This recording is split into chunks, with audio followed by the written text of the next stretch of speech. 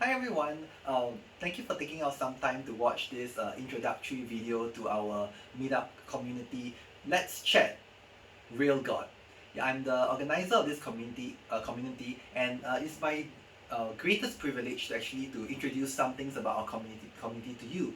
Yeah, one of it is that our community seeks to actually show that how the active living presence of God is all around us and is actually working in ways that you and I perhaps sometimes don't expect. And actually sometimes it disrupts our normal ways of life in order to show us different paradigms. So the active living presence of God is one element in our community that we will be bringing up in our conversations about the Bible and even in our sharings. Number two, we are well aware that there are a lot of suffering going on in our community and a lot of people who at times may be unjustly treated or they may be oppressed, they may be marginalized, and our community seeks to actually integrate the teachings of the Bible with how do we actually relate to to these groups of people who are actually oftentimes marginalized or even neglected and forgotten by the larger narratives of society. What does the Bible have to say about that? So we pursue the active living presence of God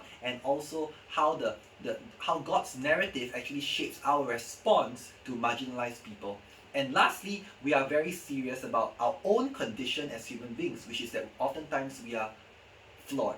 Yeah, we are deeply flawed and deeply bent towards selfishness, towards making many things smaller than God our idols, making many smaller things than God our central focus in our lives. And because of that, we get anxious, we get fearful, we become self-seeking because we are relying on all these other things, and including our career, including our marriages, our relationship, our children, our friends, and we are using all these good things, even our learning and even trying to do good things for society. We are using all these things sometimes to bolster our identity, and that causes us a lot of anxiety and tension. So we will, as a community, we will be looking deeply into admitting this, acknowledging this, that all change and repentance, even in society, starts with us. That we must acknowledge and say that we have actually been bent inwards, and we have sometimes have gotten a wrong or distorted narrative about our own world and our own selves.